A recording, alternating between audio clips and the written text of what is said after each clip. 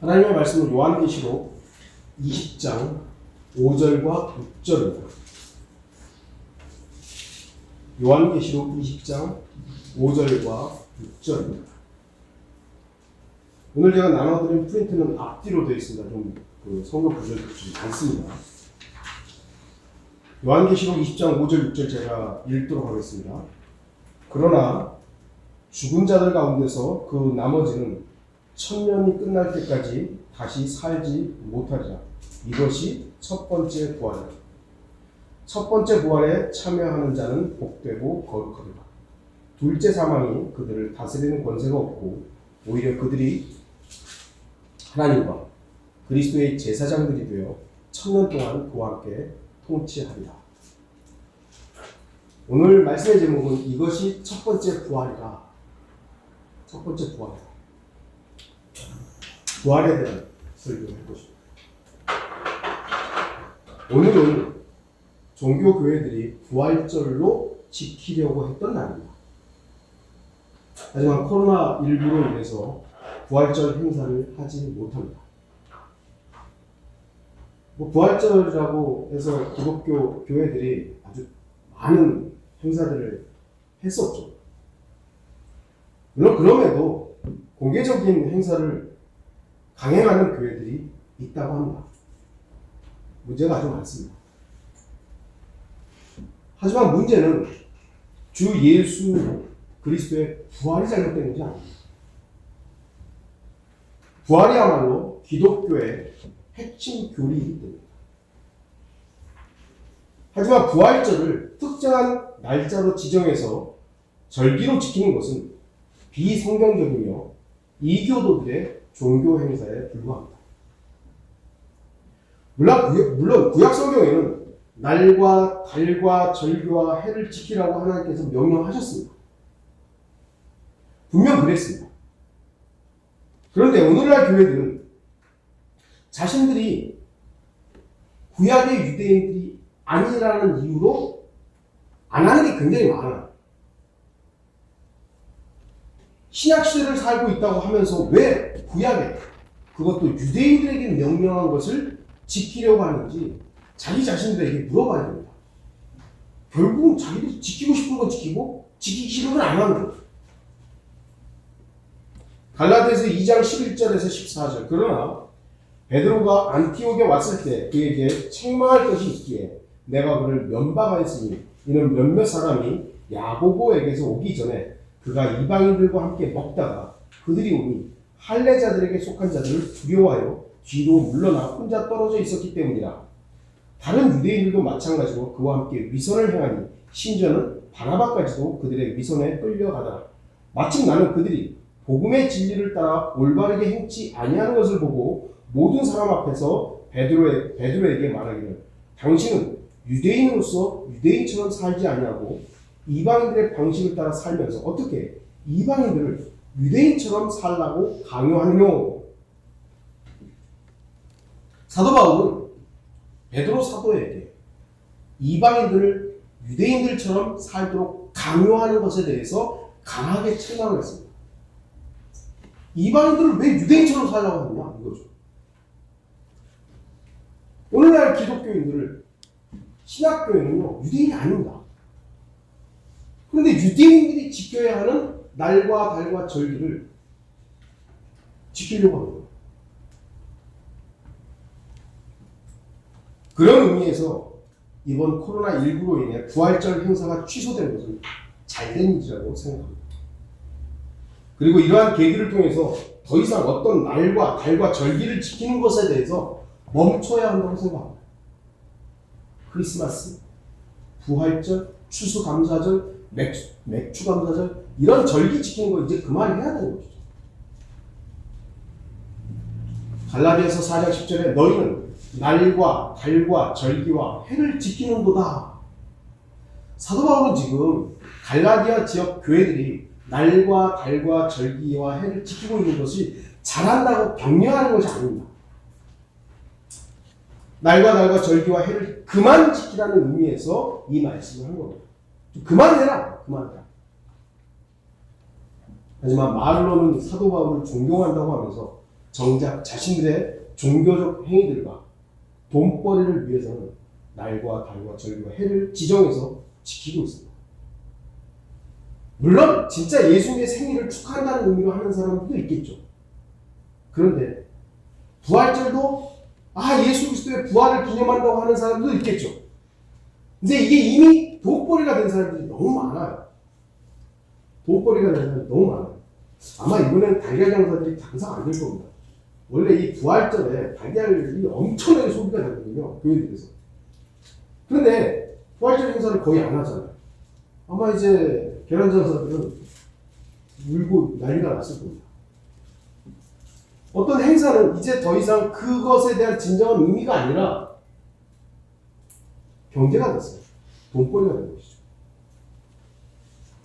이러한 모든 것은 주 예수 그리스도의 부활과는 전혀 무관한 종교 행사에 불과합니다. 부활. 잠깐 앞에서도 언급했지만 부활은 성경의 핵심 교리 중에 하나입니다. 만일 우리가 믿는 주 예수 그리스도께 부활이 없었다면 우리들의 믿음과 소망은 아무런 의미가 없습니다. 부활이 없는데 우리가 예수 그리스도를 믿는다고 해서 무슨 의미가 있고 과연 소망이 존재하기라도 하겠습니까? 부활이 없는데. 고린도전서 15장 11절에서 19절 보시면 그러므로 나나 그들이나 우리가 그렇게 전파하니 너희가 그렇게 믿었느냐. 이제 그리스도께서 죽은 자들로부터 살아나신 것이 전파되었는데도 어찌하여 너희 가운데 어떤 사람들은 죽은 자들의 부활이 없다고 말하느냐. 그러나 죽은 자들의 부활이 없다면 그리스도도 살아나지 못하셨으리라. 만일 그리스도께서 살아나지 못하셨다면 우리가 전파하는 것도 헛것이요 너희의 믿음 또한 헛것이라. 뿐만 아니라 우리는 하나님의 거짓 증인들로 밝혀지리니 이는 우리가 하나님께서 그리스도를 살리셨다고 증거하였기 때문이다. 만일 죽은 자들이 정녕 살아나지 아니한다면 그분께서 그리스도를 살리지 아니하셨으리라. 만일 죽은 자들이 살아나지 못한다면 그리스도께서도 일으켜지지 못하셨으리라. 만일 그리스도께서 일으켜지지 못하셨다면 너희의 믿음도 헛되고 너희가 여전히 너희 죄들 가운데 있는 것이다. 그렇다면 그리스도 안에서 잠든 사람들도 멸망한 것이다. 만일 그리스도 안에서 우리가 바라는 것이 오직 이 생뿐이라면 우리는 모든 사람 가운데서 가장 비참한 사람이다. 부활이 없다면요? 우리의 믿음 헛것입니다. 부활이 없다면 우리는 헛된 짓을 하고 있는 겁니다. 부활이 없는 기독교는 존재 이유가 없습니다. 물론 구약 성경에는 부활이라는 단어가 없습니다. 그래서 학자들은 구약 성경에 나오는 그 부활이라는 단어가 없기 때문에 신약 성경에 나오는 몸의 부활은 유대인들의 부활 신앙과는 다르다라고 가르칩니다. 하지만 그들은 부활이라는 단어가 구약에 나오지 않는다고 해서 구약 성도들이 몸의 부활을 믿지 않았다고 단정하는 오류를 범한 것입니다. 구약에는 부활이라는 단어가 없어요. 그럼 그들이 몸의 부활을 안 믿은 겁니까? 그렇지 않습니다.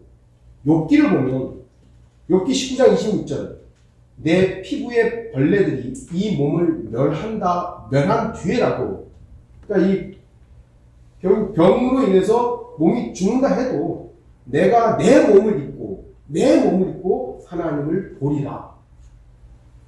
욥기에 보면 욥은 자신의 몸이 멸한 뒤 죽음 뒤에라도 자신이 몸을 입고 하나님을 볼 거라고 고백을 합니다.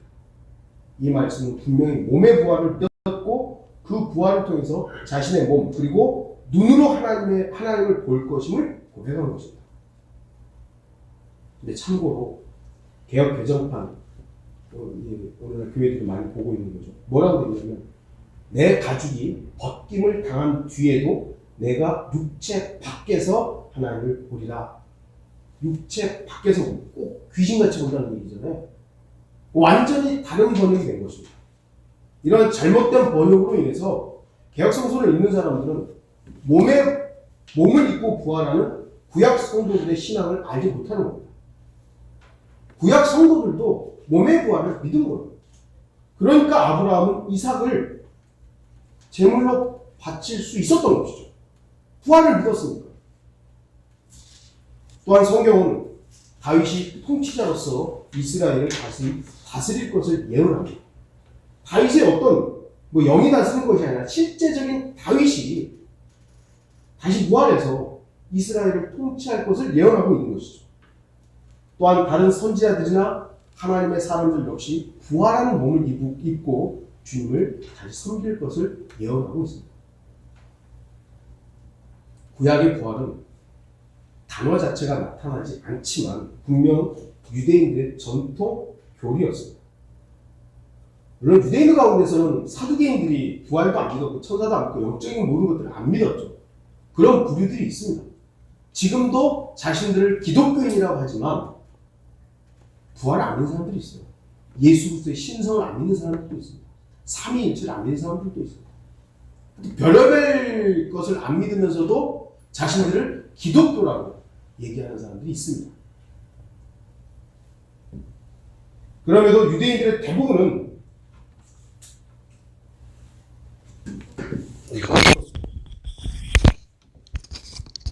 앞에 부분이 좀 많이 녹음이 안 됐겠네요. 유대인들의 대부분은 마지막 날들에 있을 죽은 자들의 부활을 믿고 있었습니다.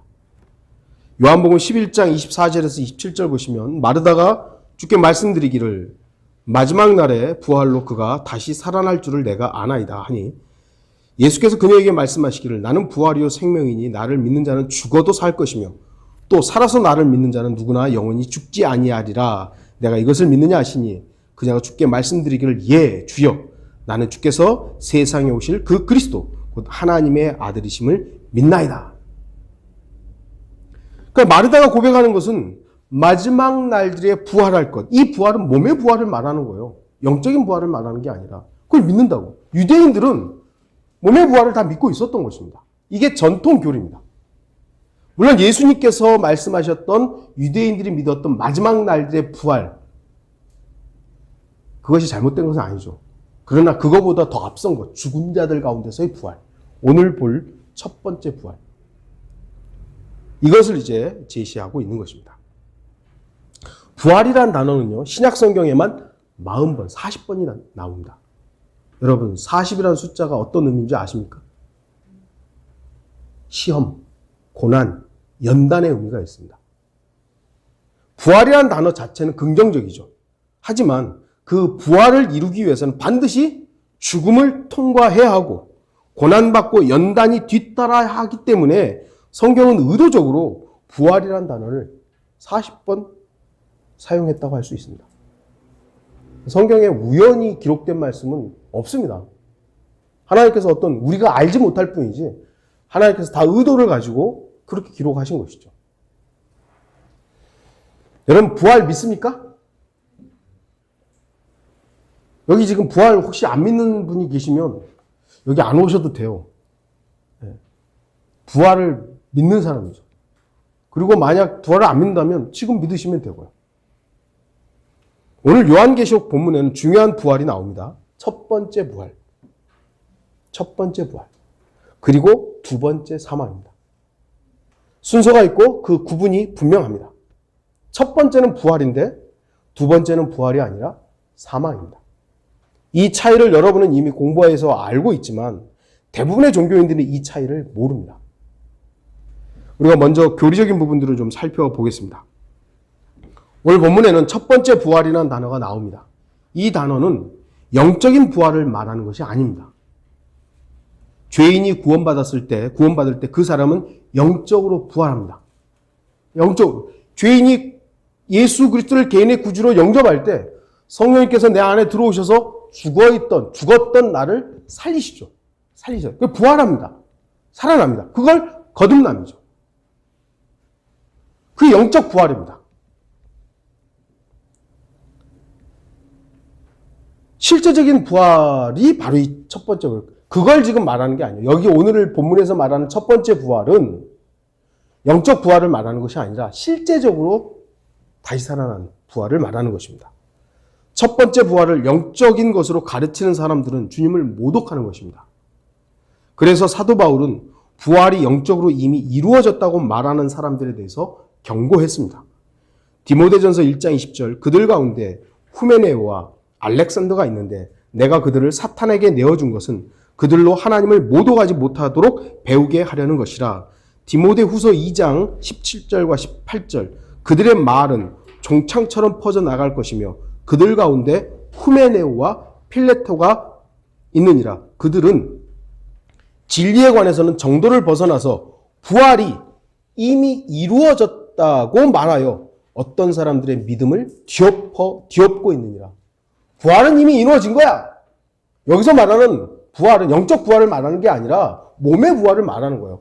그 부활은 이미 이루어진 거야. 라고 가르쳤던 것이죠. 그것에 대해서 사도 바울은 이 후메네오에 대해서 강력하게 사탄에게 내준다는 거예요. 그 정도로 강력하게 책망하는 것입니다. 첫 번째 부활은 성도가 거듭날 때 영적으로 다시 태어나는 영적 부활이 아닙니다. 본문의 첫 번째 부활은 실제적인 몸의 부활을 말합니다. 사람들이 부활절, 예수 그리스도의 부활, 예수 그리스도의 죽은 자들로부터 살아나신 이 부활을 기념해요. 근데 이게 왜 중요하죠? 왜 중요합니까? 앞으로 있을 부활 때문이에요. 앞으로 있을. 근데 그건 제대로 가르치지 않아요. 그냥 부활 절기만 지키고 예수님이 우리를 위해서 지난주에 고난 당하셨고 얼마나 아프셨을까? 그런데 살아나셨어. 이야, 계란 까먹으면서 이야, 이거 봐. 계란이 부활을 상징하지 않습니다. 왜냐하면 계란은 죽은 게 아니에요. 계란은 알을 낳았고 깨져서 병아리가 되는 거예요. 그건 생명이 생명을 낳는 것이에요. 예수 그리스도의 생명이 죽음을 통과해서 부활해서 새로운 생명을 우리에게 준 것. 이걸 계란은 상징하지 않습니다.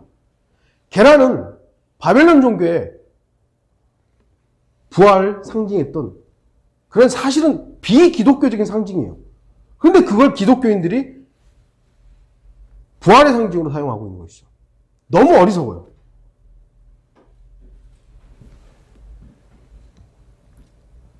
성경은 분명하게 첫 번째 부활이 실제적인 몸의 부활이라고 말씀합니다.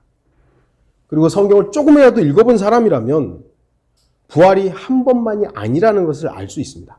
두 번째 부활도 있는 겁니다. 두 번째 부활. 그런데 문제는 그 두 번째 부활은 부활이 아니라 사망입니다. 그래서 성경은 두 번의 구분된 부활을 가르칩니다. 다니엘서 12장 2절 보시면 땅의 흙 속에서 잠자는 많은 사람들이 깨어날 것이며 얼마는 영원한 생명을 얻겠고 얼마는 수치와 영원한 모욕을 받으리라. 구분된 부활을 말해요. 흙 속에서 잠자는 많은 사람, 죽었던 사람들이잖아요. 이 사람들 가운데 얼마는 영원한 생명에 부활하는 것이고요. 얼마는 수치와 영원한 모욕에 부활하는 겁니다. 다른 부활을 말하고 있는 겁니다. 첫 번째 부활에 참여하는 자는 복되고 거룩하도다. 그래서 첫 번째 부활에 참여하라 이것입니다. 첫 번째 부활에 참여하지 못하면 그 다음 부활은 죽음의 부활입니다. 부활은 부활인데 다시 살아나는 건 살아나는 것인데 영원히 저주받기 때문에 사망이라고 성경은 말씀하고 있는 것입니다. 요한계시록 21장 8절 그러나 두려워하는 자들과 믿지 아니하는 자들과 가증스러운 자들과 살인자들과 음행하는 자들과 마술하는 자들과 우상 숭배자들과 모든 거짓말하는 자들은 불과 유황이 타는 못에 참여하리니 이것이 둘째 사망이라 하시더라. 둘째 사망이 이러한 모든 자들이 영원히 저주받는 것입니다.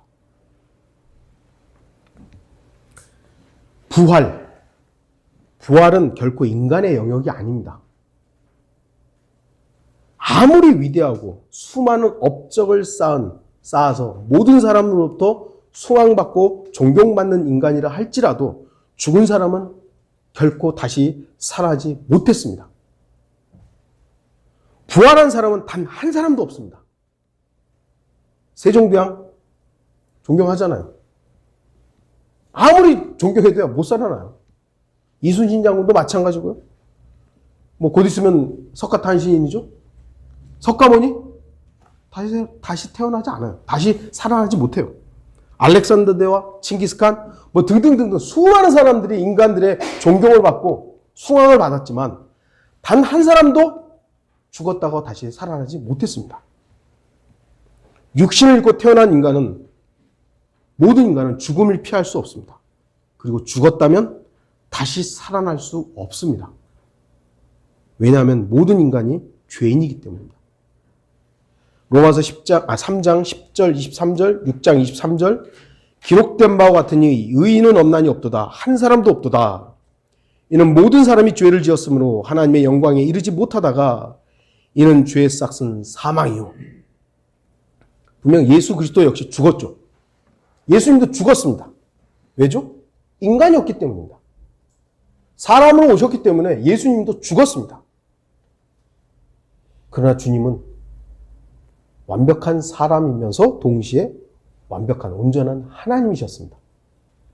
그래서 주님께서는 성령으로 부활하셨으며 능력으로 하나님의 아들로 선포될 수 있었던 것입니다. 로마서 1장 4절 거룩의 영으로는 죽은 자들로부터 부활하여 능력으로 하나님의 아들로 선포되셨으니 물론 이제 성경에도 죽었다가 다시 살아난 사람들이 간혹 있죠. 하지만 그 누구도 살아나서 영원히 죽지 않은 사람은 없습니다. 나사로도 다시 죽었고,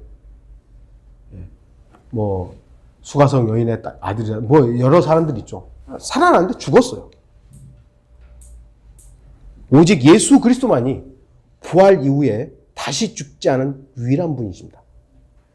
그리고 바로 이 예수 그리스도를 통해서 구원받은 사람들이 첫 번째 부활에 참여하게 되는 것입니다.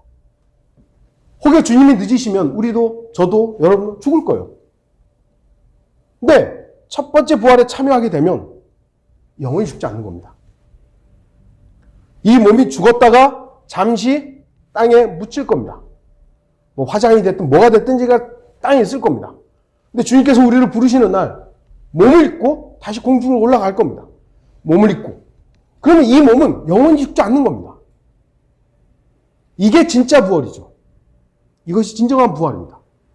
이 첫 번째 부활에 참여해야 되는 것이죠. 교리적인 부분들은 여러분들이 요한계시록 주석을 통해서 더 공부하시기 바랍니다. 이제 우리 각자에게 부활에 대한 적용을 좀 하도록 하겠습니다. 부활이란 무엇입니까? 죽음에서 다시 살아나는 것입니다. 죽음에서 살아나는 것입니다. 죄인이었던 우리들은 이미 죄에 죽어 있었습니다.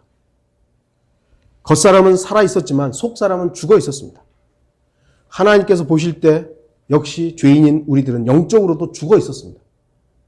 그래서 다시 태어남, 곧 거듭남이 반드시 있어야만 했고 그렇게 거듭난 성도들은 주 예수 그리스도의 부활에 참여한 자들이 된 것입니다. 그것이 영적 부활이죠. 아까도 말씀드렸습니다만 예수 그리스도를 개인의 구주로 영접할 때 우리는 죽어 있었던 사람이죠. 그런데 이것을 성령께서 살리신 거예요. 영으로. 그래서 우리는 영이 거듭난 겁니다. 거듭난 거예요. 영적으로 부활한 것이죠.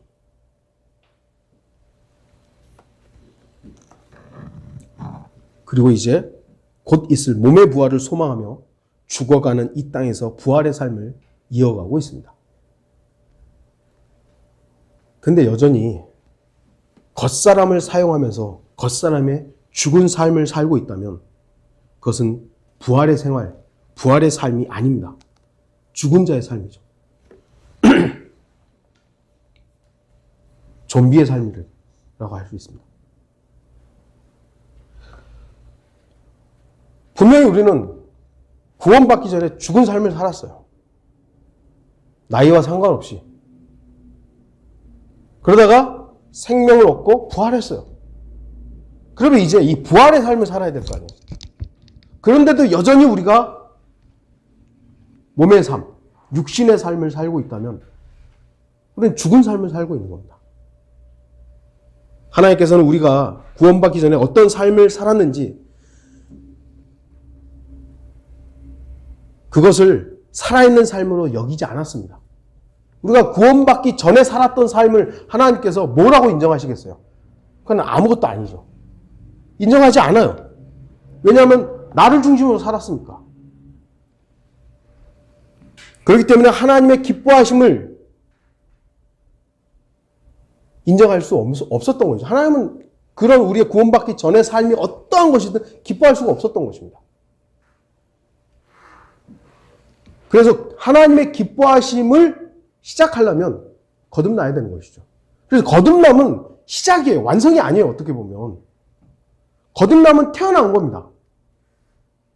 구원의 완성은 될 수 있지만 우리의 성도들의 믿음 생활의 완성은 아니라는 것이죠. 거듭남은 시작입니다. 거듭났기 때문에 하나님을 알 수 있고 하나님을 경배할 수 있으며 하나님을 영화롭게 할 수 있습니다. 그런데 거듭난 사람이 속사람을 따라 살지 않고 겉사람을 따라 산다면 그것은 여전히 예전에 살던 죽은 자의 삶인 것입니다. 하나님께서 어떻게 기뻐하실 수 있겠습니까? 육신을 따라 살면 죽습니다. 로마서 8장 13절 너희가 육신을 따라 살면 죽을 것이나 이건 분명하게 하나님께서 몸에 대한 죽음을 말씀하시는 것이기도 해요. 그래서 하나님께서 우리를 죽이실 수도 있어요.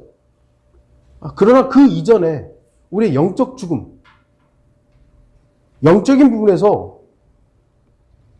암흑을 경험하게 되는 것이죠.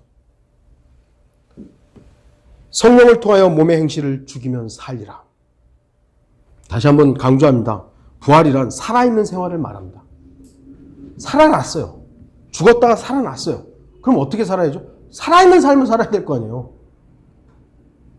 죽었다가 살아났는데 여전히 누워가지고 가만히 있으면 그건 산 거예요, 죽은 거예요. 살아있다라고 말할 수가 없는 것이죠. 부활은 분명히 살아있는 것이지 중환자실에 있는 환자가 아닙니다. 좀비의 모습을 말하는 게 아닙니다. 좀비라는 영화가 요즘에 많이 그냥 인기가 있고 좀비 한국형 좀비 드라마가 굉장히 또 인기가 있다 그러더라고요. 뭐 킹덤인가? 요즘 막 엄청나게 인기래요.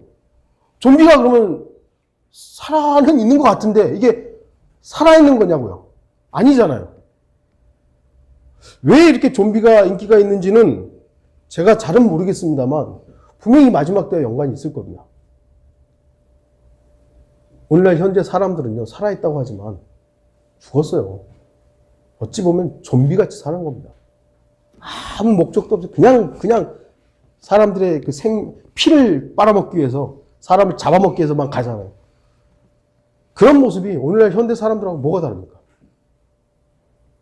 어쩌면 우리가 목적이 주 예수 그리스도가 아니라 나라는 존재를 위해서 살고 있다면 우리는 좀비예요. 살아있다는 이름은 있지만 죽은 겁니다. 예수 그리스도의 부활을 보십시오.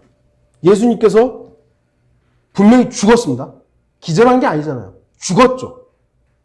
무덤에 장사까지 되었습니다. 그리고 그의 몸은 잠시 지옥에 가셨습니다. 하지만 지옥의 저주가 영원히 지속될 수 없음을 몸소 보이시기 위해서 부활하신 것입니다. 부활하신 것입니다. 그리고 바로 그 몸, 곧 부활한 몸으로 제자들에게 나타나셨고 바로 그 몸으로 대화하시고 가르치셨습니다. 부활이란 살아있는 것을 말하는 겁니다. 뭔가를 하는 거예요. 살아있는 거예요. 사도행전 1장 3절 예수께서 고난을 당하신 후 자신이 살아계심을 그들에게 많은 무한 증거들로 보여주시고 40일 동안 그들에게 보이시며 하나님의 나라에 관한 일들을 말씀하셨노라. 주님께서는 분명히 40일 동안 그들에게 부활의 삶을 보이셨고 바로 그들에게 부활의 증인이 되라고 말씀하셨습니다. 예수님이 만일 부활하지 않고 죽은 자로 끝났는데 제자들이 속여요. 예수님 부활했다고. 유대인 종교 지도자들은 그렇게 이제 거짓말을 치는 거 아니에요. 만약 제자들이 부활의 증인도 아니면서 예수님 부활했다고 한다면 그 증인은 거짓말쟁이죠. 근데 본인들이 부활하신 그 예수 그리스도의 몸을 그대로 보고 그분과 40일 동안 먹고 마시고 함께 뒹굴면서 또 배우고, 야, 너네 이제 내 부활을 봤지 않느냐? 증인이 되라고. 그러니까 그들이 그 부활의 증인의 역할을 한 겁니다. 여러분들은 부활의 증인이십니까? 만약 여러분들이 예수 그리스도와 함께 경험이 없다면, 십자가의 경험이 없고, 죽음의 경험이 없고, 부활의 경험이 없다면, 여러분들은 부활의 증인이 될 수 없습니다. 사도행전 1장 22절, 즉 요한의 침례로부터 시작하여 우리를 떠나 들려 올라가시는 날까지 줄곧 우리와 더불어 지냈던 이 사람들 중에서 한 명을 뽑아 우리와 함께 주의 부활의 증인이 되게 해야 하리라. 그러니까 함께 지낸 거예요. 함께 산 겁니다. 살아있는 게 부활이에요.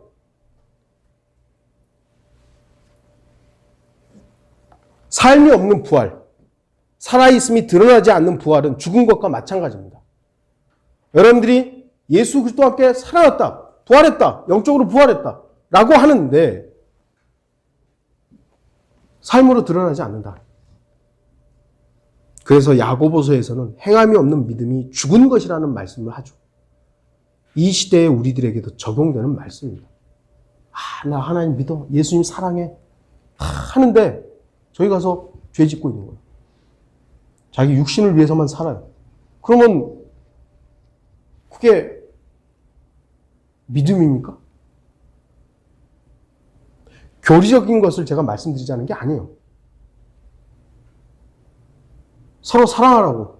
앞에서는 서로 사랑하라고 해놓고 저쪽에 가서 엉뚱한 짓을 하는 목사들이 있죠. 왜 요즘에 그렇게 목사들의 성범죄들이 자꾸 이렇게 뭐라 그러죠? 언론에서 이슈가 되는지 있었겠죠, 예전부터. 근데 이제 더 화두가 되고 있어요. 우리도 그 부분들을 지금 경험했잖아요. 어떤 목사가 그랬대요. 목사인지 교주인지 모르겠습니다만, 나를 보지 말고 전파되는 말씀을 들으라고. 틀린 말은 아닙니다. 목사는 저도 하나님의 말씀을 선포하지만 저를 여러분한테 드러낼 게 없어요. 제가 선포하는 말씀, 하나님의 말씀이 중요하죠. 그런데요, 설교와 설교자는 뗄래야 뗄 수 없는 관계가 있는 겁니다. 설교는 거창하게 하고, 설교는 유창하게 하고, 사람들을 감동시키는데, 이 설교자가 저쪽에 가서 죄를 짓고 있는 거예요. 음탕한 거예요. 그러면 그 설교가, 진위가 의심스러울 수밖에 없는 겁니다.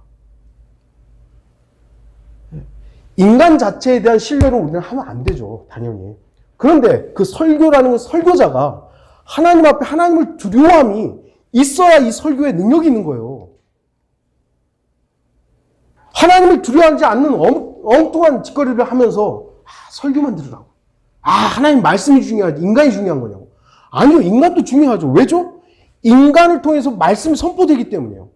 복음이 선포되기 때문이에요. 우리가 막 살면서 복음 선포해보세요. 그러면 세상 사람들이 그 복음 듣나?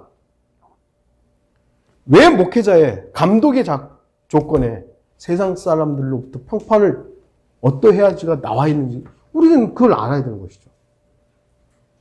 저와 여러분들이 부활의 삶을 살아야 되는 거예요. 살아있는 삶을 살아야 되는 거죠. 믿는다고 하면서 예수 그리스도를 내가 사랑한다고 하면서 엉뚱한 짓을 하고 있는 거예요. 살아있는 믿음이 아닌 것입니다. 야고보서 2장 20절 오 허황된 사람아 행함이 없는 믿음은 죽은 것인 줄 내가 알고자 하느냐. 야고보서 2장 26절 영이 없는 몸이 죽은 것 같이 행함이 없는 믿음도 죽은 것이니라. 결론을 좀 맺겠습니다. 부활, 살아있는 것입니다. 여러분이 믿음이 살아있는지를 점검하십시오. 여러분의 믿음이 부활의 믿음입니까? 성경은 우리의 믿음을 입증하라고 합니다. 입증하라고. 에베소서 5장 10절 무엇이 주를 기쁘시게 할 것인지 입증하라. 입증은요, 물론 여러 가지 상황들이 있습니다만 예수 그리스도를 입증하는 거예요. 내가 얼마나 이만큼 하고 있다를 입증하는 게 아니라 내가 예수 그리스도를 얼마나 신뢰하고 있는가 그걸 입증하는 거예요. 그건 어떻게 입증하는 거예요? 어떻게 입증해요? 그냥 여러분이 마음으로 전폭적인 신뢰를 하고 있는 그것을 밖으로 드러낼 수 있는 방법은 없어요.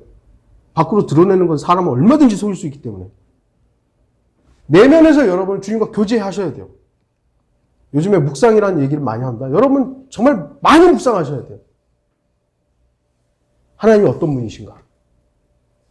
예수 그리스도의 사랑이 어떤 사랑인가? 정말 많이 하셔야 돼요. 그걸 안 하고 쓸데없는 것에 시간들을 낭비하다 보니까 믿음이 입증되지 않는 겁니다. 여러분 드라마 보지 말라는 게 아니에요. 뭐 영화 보지 말라는 게 아니에요. 뭐 노래방 가지 말라는 게 아니에요. 또 뭐가 있을까요? 뭐 하지 말라는 게 아니에요. 그 시간만큼 여러분들 하나님을 묵상하고 있냐고요. 그러지 않으면서 난 하나님 믿는다고. 부활의 신앙이 아니다고요. 여러분의 육신의 살아있음으로 입증하지 마시고요. 부활의 삶을 통해서 입증하는 성도들이 되기를 바랍니다. 살아있는 사람은 숨쉽니다. 중환자실에 있는 사람들은 강제로 이게 인공호흡을 하게 하잖아요. 사실 그 살아있다고 말하기가 힘들잖아요. 여러분 기도가 호흡이잖아요. 살아있는 사람은 기도합니다. 살아있는 사람 먹어요. 먹어요. 하나님 말씀 듣고 읽고 공부합니다. 얼마나 읽었느냐, 얼마나 들었느냐를 말하는 것이 아니라 여러분의 삶 속에서 그것이 살아있음으로 입증되는 거죠. 살아있는 사람은 말하죠? 살아있는 사람은 정말 살아있는 것들을 보여주는 거예요. 움직이는 겁니다. 교리가 여러분에게 진정한 평안을 주지 않습니다. 머리로는 부활을 이해하고 부활을 설명하여 가르칠 수 있다고 해도 부활의 삶을 살지 못하면 그 성도에게는 진정한 평안과 위로가 없습니다. 아무리 교리적으로 첫 번째 부활을 이해한다고 해도 그 사실을 지금 이 땅에서 경험하면서 살지 못한다면 부활은 그 사람에게 이론일 뿐이에요. 우리가 예전에는 첫 번째 부활 그러면 잘 남들한테 가르칠 수 있을 만큼 아마 여러분 중에는 교사를 할 수 있을 만큼 교리적으로 아는 분들도 있을 것이에요. 근데 그거를 알고 설명하고 가르칠 수 있으면 뭐하냐고요. 지금 나의 삶 속에서 부활의 삶이 아닌데. 저는 여러분이 첫 번째 부활에 참여할 사람이란 사실을 의심하지 않습니다. 그러나 단지 교리적 이해와 논리적 인식만이 아니라 지금 이 악한 현 세상에서 부활의 삶, 주님으로 인해 사는 신앙생활을 하기를 바라는 겁니다. 살아있기를 바라는 겁니다. 아무리 부활절 행사를 수십 번, 수백 번, 수천 번 하면 무엇 하겠습니까? 또한 부활에 대한 설교를 수만 번 들으면 무엇 하겠습니까? 자신의 삶이 부활의 삶과 무관한데 말입니다. 여러분의 삶은 부활의 삶입니까? 죽은 자의 삶입니까? 첫 번째 부활에 참여하지 못하는 사람들은 가장 끔찍한 부활, 곧 두 번째 사망에 참여하게 됩니다. 여러분 그 사실 너무 잘 알고 있으시죠?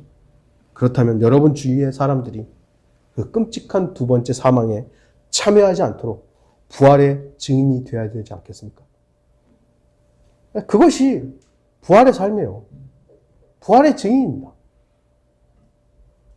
어쩌면 우리도 지금 익숙하게 그냥 입 다물고 세상에 사는 것에 익숙해져서 에이 언젠가는 복음 전할 수 있겠지. 저에게도 하는 말이고요. 여러분에게도 하는. 그렇게 익숙해져 있다면 우리는 부활의 삶이 아닙니다. 그냥 좀비의 삶을 살고 있는 것이죠. 육신의 겉사람, 옛사람으로 살려는 어리석음을 던져버리십시오. 그건 죽은 자의 삶이었어요. 육신으로 살고 내 힘으로 살고 내 능력으로 살고 나라는 존재가 성공하는 삶을 살기 위해서 산다면 하나님 보셨을 때 그건 죽은 것이었어요. 그걸 위해서 산다면 그냥 죽은 거예요. 그냥.